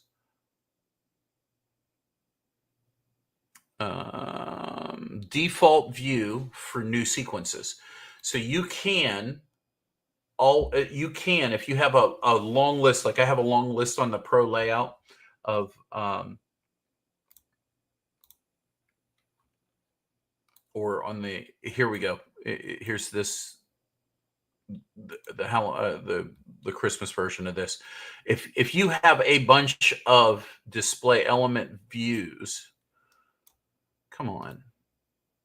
There we go. If you have a bunch of views, Scott, you can pick any of these if you have a bunch of views. It just so happens that in my demo layout, I only have one view. So it's only showing one. But if I were in in your home layout and you had multiple views and you've taken the time to build those, by all means, you can set a default one to always open to that. And it will always default to that whenever you utilize it. Okay. I'm not going to do that in my instance because I work through many different layouts. But you can do that. That's something that you can definitely do. That way, whenever you open a new sequence, it always works with the master view that you defaulted to. But you have to tell it that. You have to tell it through preferences, or whenever you create the new sequence and you pick the MP3 after you, or even animation, after you pick the frames per second, this is where you have to put it into it. You could have it empty, you can have it all models, or you can select one from the list that you already have. So I'm not a fan of doing it that way, though. And I'll tell you why. Because when you are mapping a sequence, you want every possible thing to show up on the list. It sucks. But if you do this, this will work for every vendor, not just PPD. And the reason I say this is because sometimes sequencers will do different things. So it's nice to have everything on the list over there for you to map to. For PPD, it doesn't matter. It really doesn't. And I'll show you why. So here we're in our demo layout, right? So we're into the mapping aspect of sequencing.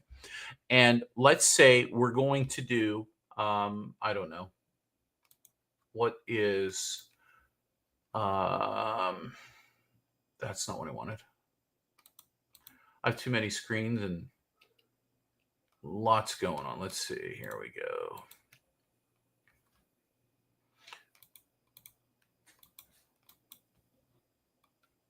Let's say, the monthly sequence this month. It's the Vindy Santa You Got Me. That's the sequence for the month for the PPD Sequence Club members. We also have Houdini, Eminem, and Selena Gomez and Marlo. Those are great songs. All of them are great songs. But we're going to do the Vindies. I'm going to show you how easy it can be to map.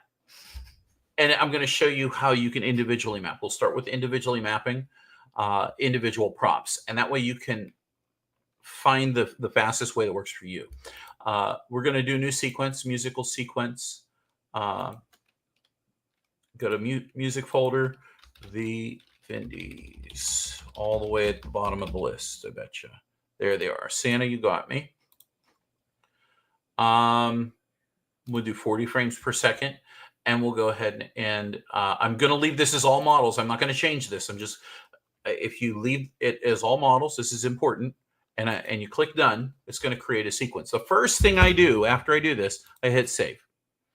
And I give it the name of the author, and then the name of the song. You can name it however you like. This is the way I like to do it.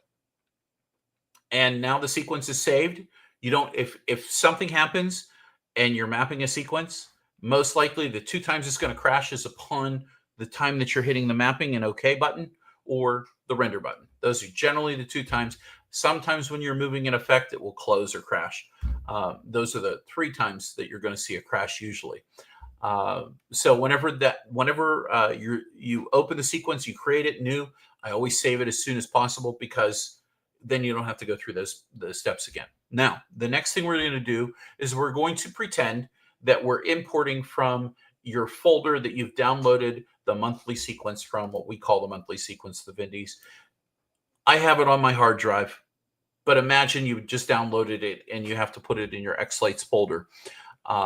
What you might do is, and let me open up a window here. Let me go over here real quick and clean it up so that you're not, I don't want to distract you. Music, Pro, mapping, and here we go. Need another one. Package sequences. There we go. Package sequences, Pro, and we want to go find the Vindies. There we go.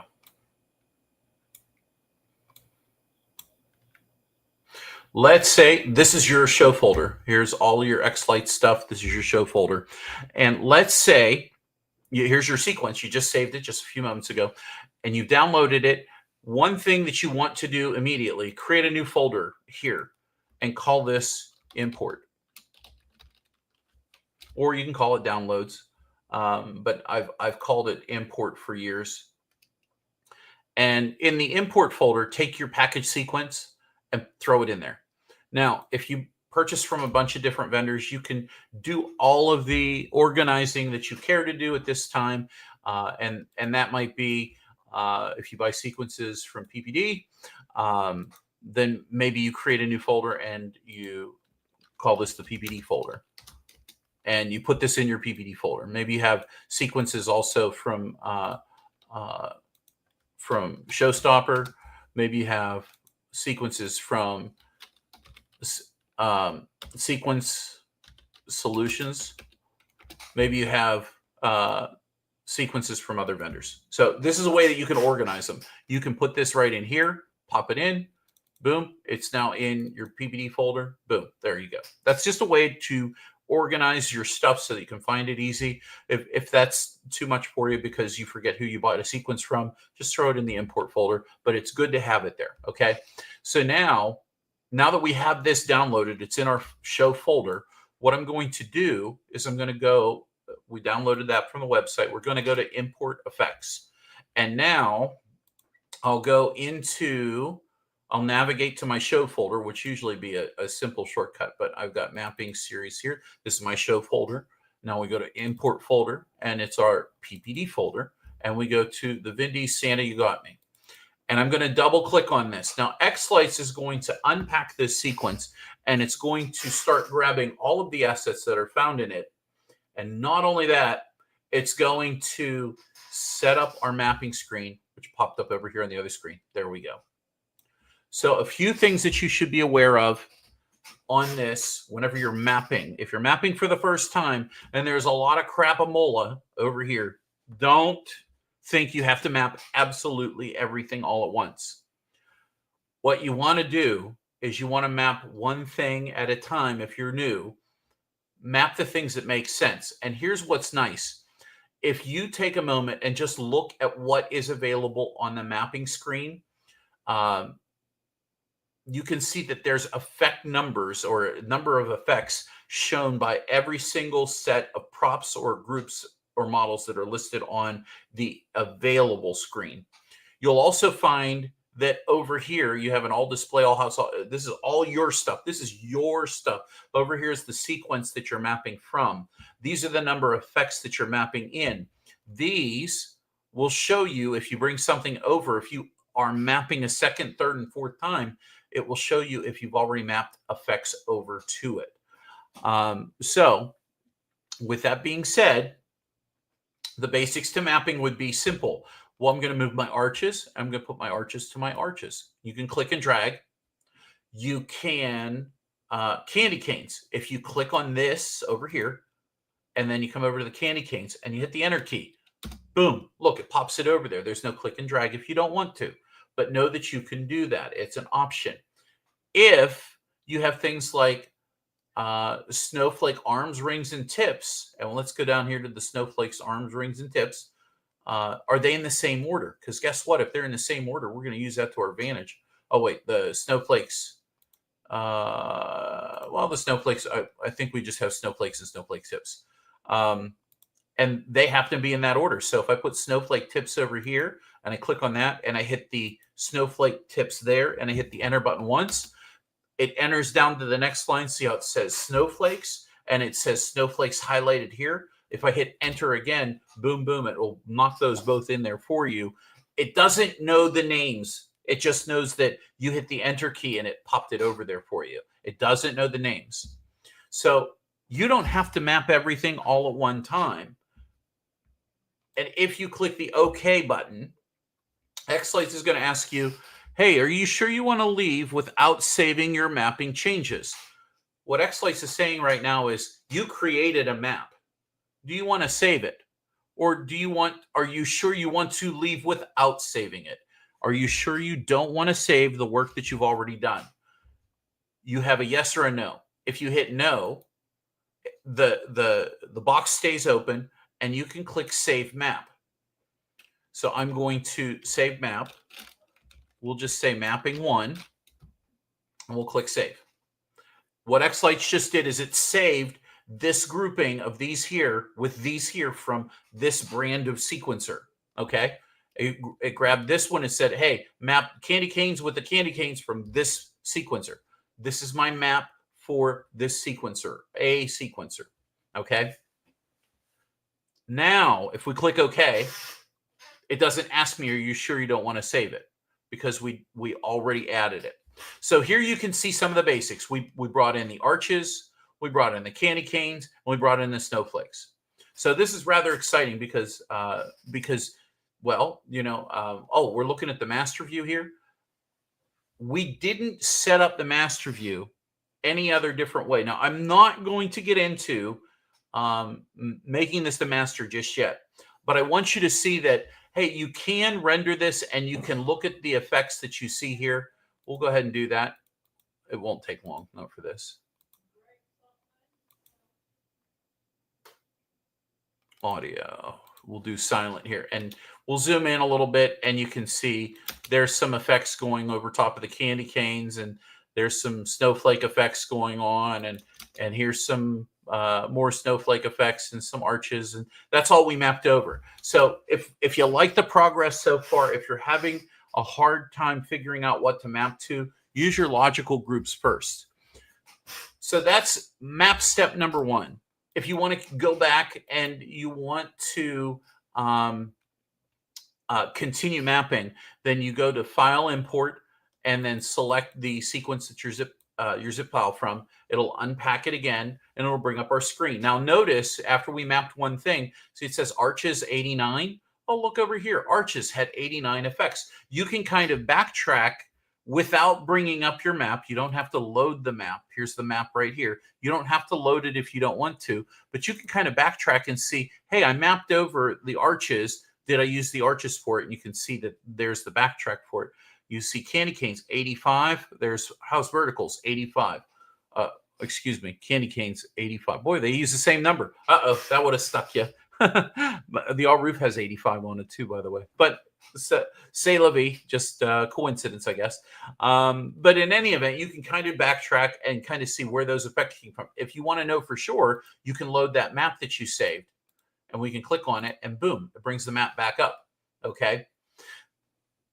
If you've taken the time, like we took the time tonight, to create a map or to set up our display elements in order, and we created the same group names using the identical names, we can now use something called AutoMap.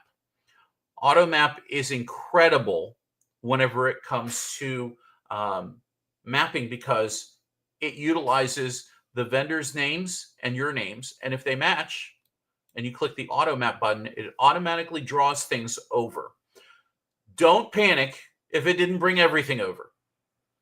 Maybe there are groups that you need to create you don't have these items in your show yet. Maybe you don't even have things, period, that you're not gonna use spiral trees. Maybe you don't have small spinners, so you don't need the small spinner arm effects there. Maybe you don't have large snowflakes, so the large snowflake effects, you really aren't going to map them to anything. So just keep that in mind, that just because there's stuff still sitting here, it doesn't mean that your sequence isn't going to look good. Notice, though, that even though these other things are grayed out, now just because they're grayed out doesn't mean that you can't use them again. And what I mean by this is you can actually grab this mini trees, or you could grab snowflakes, and you could put it on to another prop individually, or a different group that maybe you have assigned with a different name. If you do, you can then save this map, because you're altering your first one. We could call this map number 2. And now you have a map saved with a bunch of things on it, or a bunch more things. You're just updating as you go. You don't have to map all at once. You can do 1Z, 2Z, 3Zs and make sure it looks good. But I just hit the auto map button. Auto mapping works only whenever you have the exact same name. So take the time to build those. Once you've built these, and now what we can do is we can go and find anything that didn't map over. So we have 2 matrices, matrix at garage and a matrix on the house. And if I scroll up to where my matrix is, why didn't it come over? Oh, well, it's because it says matrix-3. Doesn't have the same name. So this is where we get into something that's called aliases. What I can do is I can take the matrix at garage, which is a smaller definition matrix, and I can drag it over to the map 2, and I can apply it to matrix 3, and I can update aliases with the map. And so what that will do is anytime xLights maps a sequence from this vendor that says, and the vendor, or anytime it's mapped from a sequence where there's a prop called matrix at garage. So wherever this matrix at garage is, if that's in somebody else's sequence, it's going to automatically grab that and apply it to this. I typically don't like to use aliases, because if you map from multiple vendors, you could create a bottleneck, and it can cause issues. It can cause a lot of issues. What I instead like to do is save the map. So here we have another map. We can just save this map 3, and maybe you put in here matrix. So now you know that the matrix is over there. That's the map that gets you the matrix 2. So if I click OK, and I'm not worried about these, like I don't have faces. I don't have faces effects that I'm going to put on the what do you call it? I don't have my characters, my props don't have, I don't have anything singing over here. So I don't have anything for the singing tree to do. I do have a PPD wreath group, or a PPD wreath effect. I could put that over there. Let me try putting that over there. We could put it right on the wreath. And that would be a worthwhile thing to put on there. Although I don't understand why that's on there. And see, if you take the time to just kind of look at things, then you might find that there are other things that didn't get effects put onto them. But again, if you create the map, I'll save this real quick again. Save. No, don't save that. Save this. There we go. Okay. If you take the time and you save the map, what happens is that any future occurrences, especially from our sequences, they get easier and easier every time. So we go ahead and click OK. Now, you can't really hear the music. I don't think you can hear the music, because I don't know if it broadcasts it out through the Night School live thing. But if I go ahead and click render here. Oh, there's one last thing. We gotta go into display elements. This is the last thing. There we go. Well, let's go back into display elements, and let's switch the render order of the sequence to PPD master view. And again, remember how I said I don't typically like to sequence at the all house, all yard, all display model level. Typically there, that's definitely very little sequencing on the all house, all yard, and display. Just don't like to use it. Those are big effects whenever you put something on the all house. So I'm going to PPD master, copy to master. One model had effects. It wasn't removed. That was the wreath. We'll go ahead and leave that down there. We'll say that's okay. And now we'll save the sequence, and now we can render it. But hopefully we'll get something that looks kind of similar to what might be found on the website as the sequence that the sequencer had created. So this is what it looks like.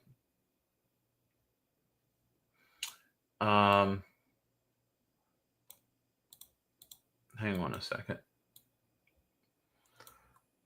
This is what it should look like. It should look something like this. And if we've done our job right, then everything should come along pretty good. That looks very much like it as well. So if we pop this open and we right click reset and we play. And there's our two going at it. At least I think that is that it. They're not timed together, so but they're definitely the same colors. Everything looks to be working. It looks like it's bouncing and going back. There's the shock waves on the house. That's the whole house effects there that we saw. So that's really what there is. That's really what there is to all of the mapping. I mean, it's not hard to map. It does get easier the more you do it. And if you were to map another sequence, let's say from the same sequencer, and you'd taken the time already to build the map and build the same groups and so forth, the same names and so forth, then what you'll find is your life is simplified the second time and the third time and the fourth time around anytime you map a sequence, because it will turn out to be just a little bit better than what it might have otherwise been. So I think I've covered quite a bit of mapping, Brian. I'm gonna back up real quick because Scott had put in there. I'm always confused on exactly what copy and master does. So could you go over that real quick again? So that copy to master. I'm sorry. So copy to master is nothing more than saying, and I can't show you now because it's already happened. Once you do it for one sequence, of course. Once you do it, it's done. So as I said earlier, remember that whenever xLights opens a new sequence, xLights comes up with its own master view. It has no rhyme or reason. It just comes up with a master view. And that's your master view until you physically make one. And tonight I showed you how to make the PPD master. And if you take the time to make a PPD master, after you import the effects and you save the sequence like I did earlier, then the best thing to do is to click PPD master, copy to master. And what that does is that replaces the old master view with what you intend to use it on going forward with this sequence. That's what copy to master does. Copy to master says, take all this and make it the master and only follow this preview. I also showed you that whenever you created the new sequence, and I told you could, in the little drop down, select the view you want to be the master view. I don't use that. I never use that. In fact, I never teach that. But everybody's insistent whenever I'm in our Tuesday night Zoom rooms, everybody's insistent that you have to show that. So tonight I showed that, but I don't recommend that you set your master view when you create a new sequence. I recommend you let xLights make a crap master view. It's crap. It's garbage. It's a garbage master view that xLights vomits out, and it has no rhyme or reason. It just does it, and whatever it is what it is. After you're done mapping, copy to master puts it in the order that you're physically telling it, I want you to be here. instead of the vomit order that xLights gives you. Does that make sense, Scott?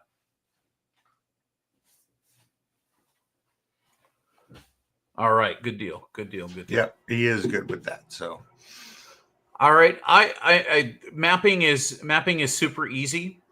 Once you've taken every single one of the slow steps that I have gone through over, and it's been almost 2 hours, an hour and 45 minutes. I don't explain things so that people don't get them. I explain things until people are ready to kill themselves because I'm being so basic. yeah. You're not going to get any better until you physically sit down and do it. And what you didn't see me do was you didn't see me build all these groups, and that's painstaking. And I won't do that for any video. I won't do that. But sitting there and showing you and explaining to you the difference in the layer blending and putting your submodel groups down below your master group, your windows and door versus your other verticals, and actually put those in the wrong place. See there, look. See, that was wrong. See, that's the way it should be. And now I should save that because I screwed it up. Let's save it. And that actually affects copy to master. That just fixed it. That was an error. And this is what happens. I swear to God, you think the road to hell is paved with good intentions. I thought we had ironed that out, but I found that so here's our windows and our other verticals. And there are effects that you may or may not see. In this instance, the order didn't matter. There we go, a couple bumps, but this would have mattered. See, the windows are doing whatever's I think is a morph effect, and then you got the what? Doggone it, I missed it. Right there. Let's see what it does. Yeah. Oh, you're still blocking the preview. Where's the preview? There you go. Oh, it did go. There we go.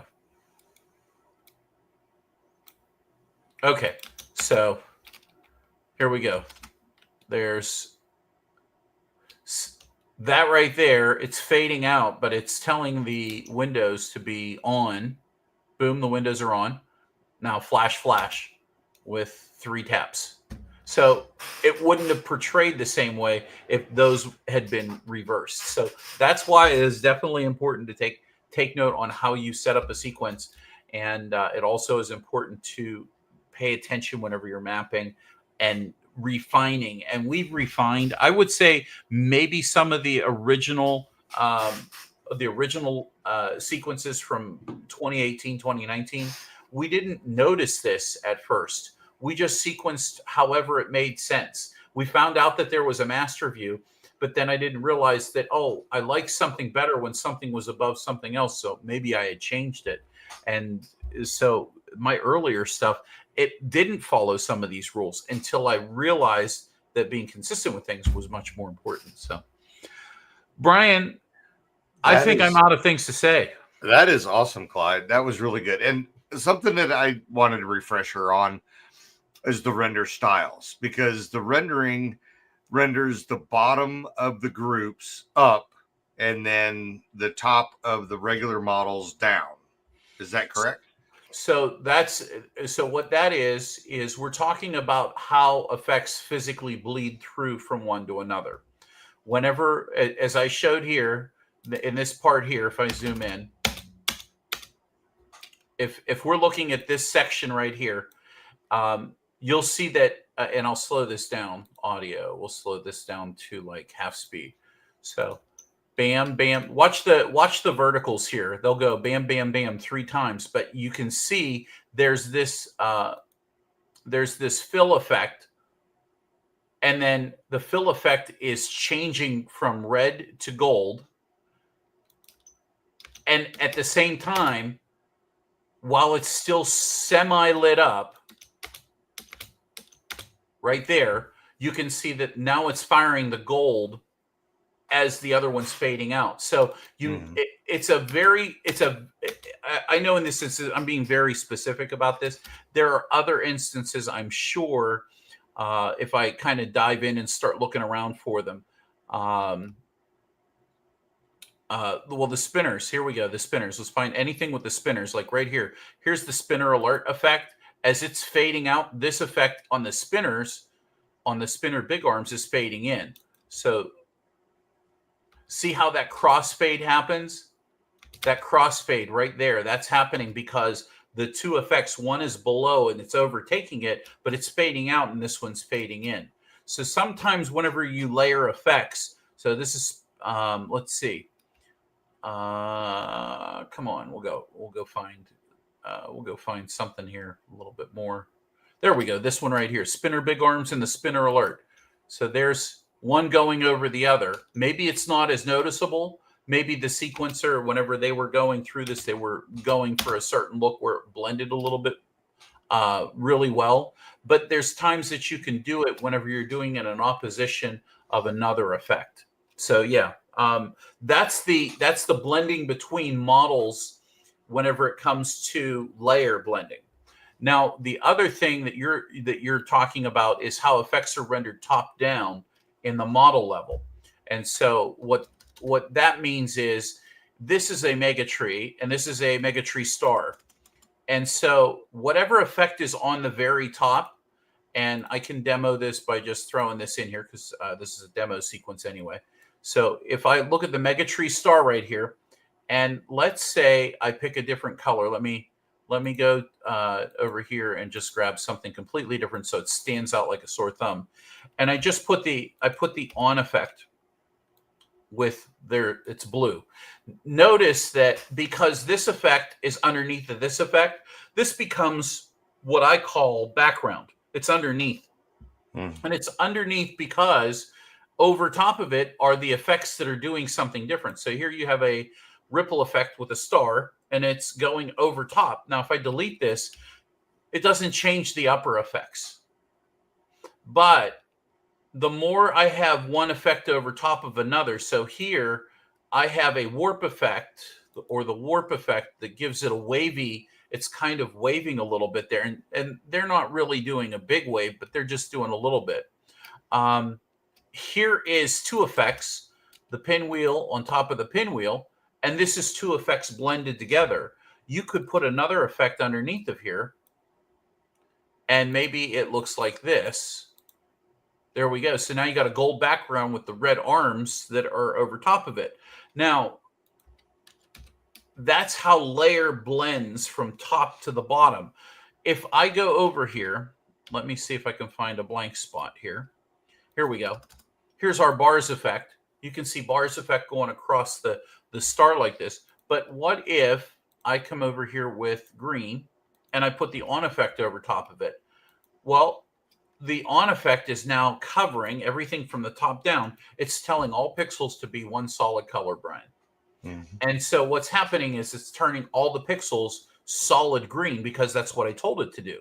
But well, what about the layer below it? Well, the layer below it is being obstructed because we told all the pixels to be green, and whatever's on top at the model level or the main group level, whatever's on top will supersede or trump anything underneath of it. But if we move this down and we put this one up above, now you can see the bars, and the bars are solid, and you can't see any of the green. Why? Well, because the bars are above it. They're already doing something. Yeah. So what you did was you said, hey, take the bars and put them on top and make them solid, because that's the way the bar effect is set up. And the green here, it's saying be green. Well, it actually is green.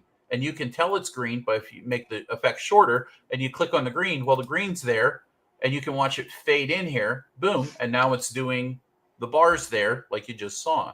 So you have, this is the basics of layer blending. And so whenever you render an effect in a model level, it goes top down, and in the sequence level, the effects don't render bottom up, but they're the precedent of what you see, the final evolution of everything conglomerated come from the bottom to the top. So again, if you have something underneath of it, let's say the door wreath stars, here's if we had something on here like the on effect on the door wreath stars, you can see that while you have them turned on, they're above it on one group, but below it is taking precedence. It's trumping those other um, main groups above it because it says, hey, I'm down here, I'm more important, because on the master view, these are what I should be displaying. And that's just how xLights works. So I hope Cool. that helps. Excellent. Yeah, 100%. So, all right. Well, I will bring us back up here. Thank you so much. And thank you, everybody that stuck around and watched all the way through. That's awesome. I've been kind of watching the number, going in We and had out. we had like 100, 150 tonight, didn't we? Yeah. I mean, Everybody on the West I'm Coast, not- people on the West Coast aren't used to me staying up this late doing a all doing a the presentation. non-football fans. Oh, it's commercial now, but yeah, and I want to remind everybody, Tuesday we'll have the professional triers. Clyde, you have your PPD. Do you have a open mic night? I think this week coming up is a webinar. Okay. Topic is still to be determined. I usually don't come up with it until the day before. Sometimes. Well, so I mean, Brian, we've been doing Tuesday night classes every other Tuesday for 7 years. Oh yeah. You start running out of what's new in xLights after 7 years. You just do. Like, there's not much new. What else am I going to teach? So what tends to happen is I get inspiration from people who send me messages. So maybe it'll be something on the challenges. I said I helped 2 people in the past day and a half or two through emails, people getting stuck at certain points. Mm-hmm. One of the points that they got stuck at was they were trying to make a sequence work and it wasn't working. And he's using one of those godforsaken Hinkspix controllers, which I'm not making fun of them, but they're just look, don't get one. Okay. I'm not saying they're trash and I'm not saying they're garbage, but they are not friendly to new people. Okay. Yeah. And so we've learned over time, don't get things that stress you out, get things that make it easy for you to do the hobby. And believe it or not, I actually helped the guy. First off the bat, he says, I have a Hinkspix controller and I'm having trouble. Your sequence isn't working. I mapped it in and your sequence is not working. I'm outputting the lights and it's not working. Okay. And I'm using a Hinkspix. Well, as soon as you said Hinkspix, I'm like, I know nothing about those. And they are nothing but frustrating for people. And people try to do backflips with them and run millions of pixels with them. And they supposedly work, but I don't know because I don't have one. So I can't answer some of those questions. But instead, I answered his questions and I started doing the basic background deduction work that I've done over the years. And I knew to try to do. And whenever he said the star worked, but the tree didn't, I said, send me a couple screenshots. I looked at them. They looked right. And I told him that. And I said, the only other thing that I can tell you is to open up the sequence, hit the render button, and then do your magic trick to get the sequence onto an SD card to run it on that thing. Because I don't know that. That's the only process I don't know. And if the process is broken, it's broken on that. But if you re-render the sequence, save the sequence, and then find a way to put it on the disk drive for that, then if the star worked before, the star should work again, and the tree should work too. Half an hour later, I got an excited email back saying, it works. Oh my God, it works. Well, there's your webinar right there. But it's topics like this, little things. What could possibly happen to cause your sequence not to work? And simply hitting the render button or clicking on something and it erases the render or it fudges up the render and things don't look right. And sometimes that's all you need to do is just close the sequence, reopen it, render it, save it again, and create a new FSEQ file. So that could be what we talk about Tuesday nights. So every Tuesday night we get in the Zoom room, 8:30 p.m. Eastern time. You're welcome to join us. You just head on over to pixelprodisplays.com. You click on, there's a tab that we call Learning at the very top of the page. Click on the Learning tab and click on the PPD Zoom link, PPD Zoom webinar, and there's a button that clicks you right into the Zoom meeting, and you're welcome to join us.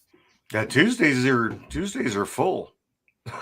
Tuesday afternoon on in the evening, because you got the professional triers, and then you got Brian Michaels. Oh my gosh, the name is escaping me. The Great Christmas librarian. There we go, the librarian. Thank you. And then right into you guys. So yeah, Tuesday nights are definitely full. Yeah, we did it first. Starting 7 years, and we haven't stopped. 7 years of doing Tuesday nights.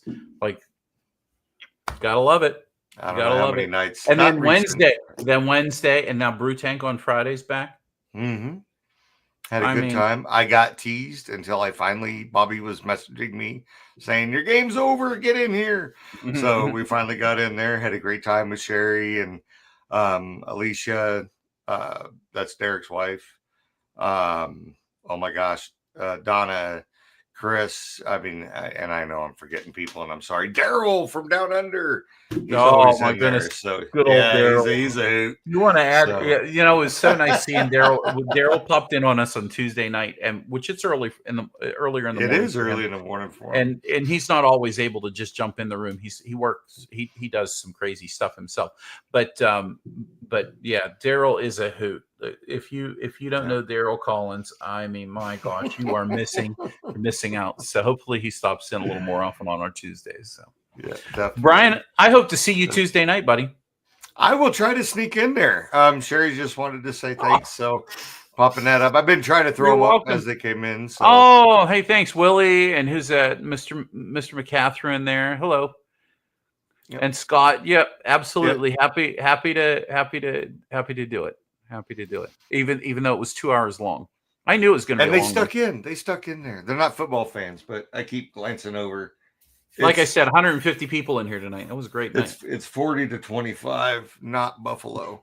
So sorry, Bobby. Not Bobby. 40. I hear the Steelers won.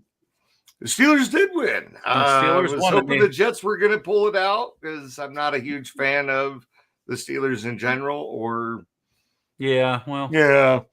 So, but yeah, I was kind of hoping the Jets were going to pull that out, and they kind of shot themselves in the foot. Tennessee lost and let Denver beat it. Yeah, I'm a football fan. Sorry. We'll continue for another 2 hours as we go. So I am going to say thank you so much, Clyde. I love hanging out with you, man. I can't wait until I can get another hug from you. So I give the best hugs. That's for sure. All righty, buddy. I am going to close out. So y'all have a wonderful evening. Bye, guys. Thank you. Well, that's it for tonight's lesson in light-based lunacy. So smash that subscribe button, zap a comment below, and share your worst tech fail. We might even feature it in the next class. Until then, stay lit, stay learning, and always remember to bring a backup SD card. Night School dismissed.